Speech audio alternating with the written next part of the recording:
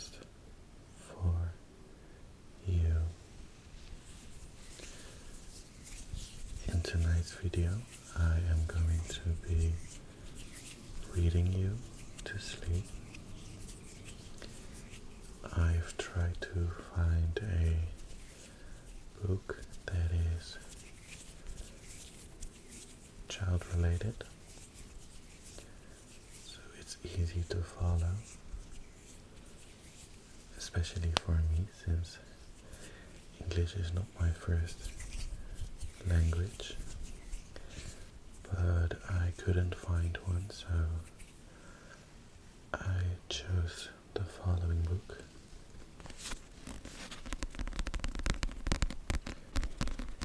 This book is called Wicked. I'm sure you have heard of it already. I have seen the movie about 4 times now, and I'm still very obsessed. This is what the cover looks like.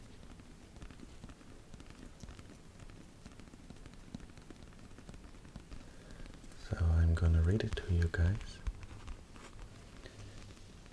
I have changed my room a bit, so that's why I'm sitting on the ground, because I do not have a chair in my room at the moment, but I hope you don't mind. I hope that you are laying or sitting down comfortably, and let's start the video.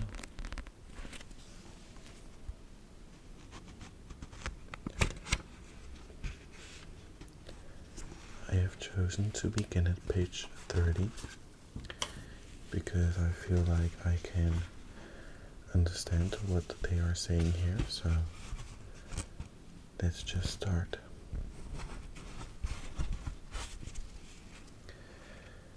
You're out of your mind, Melena said. It will be all over the valley that the little marrow is green. We'll keep the jaws strapped up until we solve the skin problem. However, in the world did her skin go green? Nanny wondered stupidly, for Milana blanched and Frex reddened, and the baby held her breath, as if trying to turn blue to please them all. Nanny had to slap her to make her breathe again. Nanny interviewed Frex out in the yard. After the double blow of the birth and his public embarrassment, he was not yet up to professional engagement, and sat whittling praying beads out of oak, scoring and inscribing them with emblems of the nameless of God. Nanny had set Alphaba down aside. She had an unreasonable fear of being overheard by his infant, and, worse, of being understood. And now Nanny sat scooping out a pumpkin for supper. I don't suppose, Frex, that you have green in your family background, she began, knowing full well that Milana's powerful grandfather would have confirmed the absence of such a predisposition before agreeing to let his granddaughter marry a unionist minister. Of all the chances he had. Our family isn't about money or about earthly power, said Frex, taking no offense for once. But I'm descended in a direct line from 6 ministers before me, father to son. Whereas well regarded in spiritual circles as Milana's family is important and at the court of Ozma, and no, there is no grain anywhere. I never heard of such a thing before in any family. Nanny nodded and said, "Well, all right. I was only asking. I know you're gooder than gobbling Martins." "But," Frick said humbly, "Nanny, I think I caused this thing to happen." My tongue slipped on the day of the birthday. I announced that the devil was coming. I meant the clock of time dragon. But suppose those words unlocked room for the devil? "The child is no devil," snapped Nanny. "She's no angel either," she thought, but kept it to herself. On the other hand, Frix continued, sounding more secure, "she may have been cursed by Milana, accidentally, who took my remark the wrong way and wept about it. Maybe Milana opened up inside herself a window through which an unattached bride entered and colored the child. On the very day she is to be born," said Nanny. "That's a capable sprite. Is your goodness so exalted you attract the truly high-powered among the spirits of aberration?" Freck shrugged. A few weeks earlier he would have nodded, but his confidence was shattered with his abject failure in Rush Margans. He did not dare to suggest what he feared. The child's abnormality was a punishment for his failure to protect his flock from the pleasure fate. "Well," Nanny asked practically, "if through a curse the goods were damaged, then through what might ill be overturned?" "An exorcism," said Frex. "Are you empowered?" "If I'm successful at chasing her, we'll know that I'm empowered," said Frex. But now that he had a goal, his spirits brightened.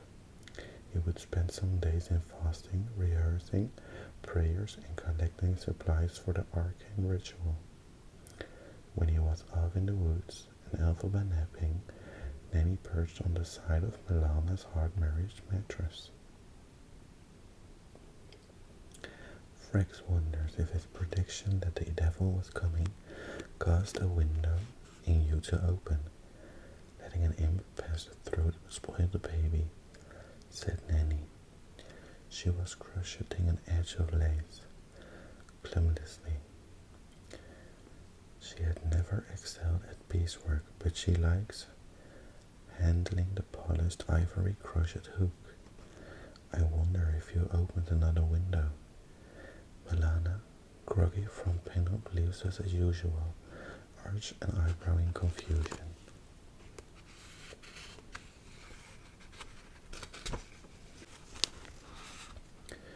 Whether your marriage vows has been broken or not, there is not much good in acting like an offended saint. We can always drown the baby and start over. Just try drowning that thing, muttered Nanny. I pity the poor leg asked to take her in. Later, Nanny went through Milana's small collection of medicines, herbs, drops, roots, brandies, leaves. She was wondering, without much hope, if she could invent something that might cause the girl's skin to blanch. In the back of the chest, Nanny found a green glass bottle spoken of by Milana. The light was bad and her eyes weren't strong, but she could make out the words Miracle Elixir on a piece of paper pasted to the front.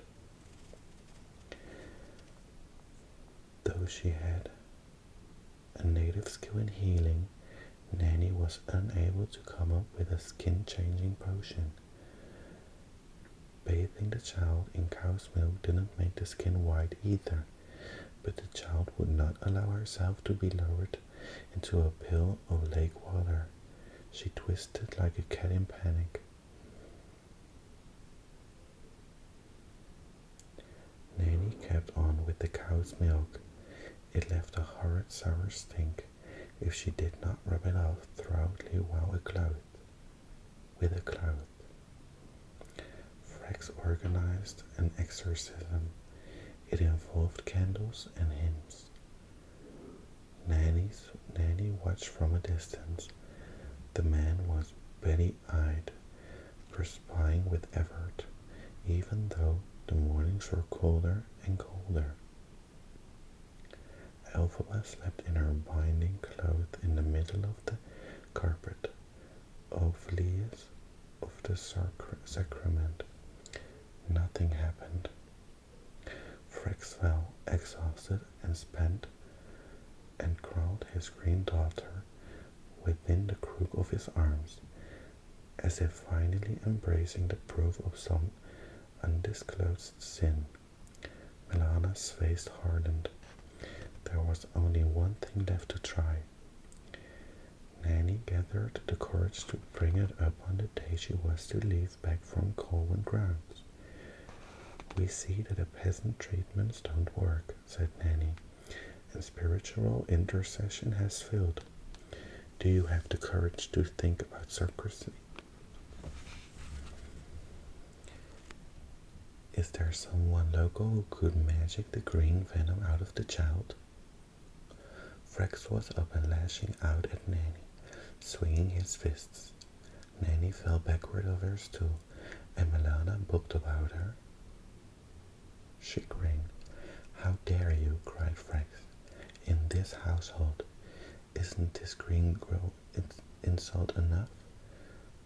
Sorcery is the refuge of the immoral. When it isn't out and out, it is dangerously evil. Contracts with the demons. Nanny said, Oh, preserve me, you fine man. Don't you know enough to fight fire with fire? Nanny, enough, said Milana. Hitting a feeble old woman, said Nanny Hurd, who only tries to help. The next morning Nanny packed her valise. There was nothing more than she could do, and she wasn't willing to live the rest of her life with a fanatical hermit and a ruined baby, even for the sake of Milana. Frex drove Nanny back to the inn at the Stonepar end for the coach and four to take her home. Nanny knew Milana might still think about killing the child, but somehow she doubted it. Nanny held her valise to her ample bosom, fearing bandits again. Inside her valise was hidden her gold garter. She also had scrolled away the ivory crochet hook, 3 of Frex's prayer beads, because she liked the carvings, and the pretty green glass bottle left behind by some itinerant salesman selling, apparently, dreams and passion and somnolence. She didn't know what she thought. Was Elphaba devil spawn?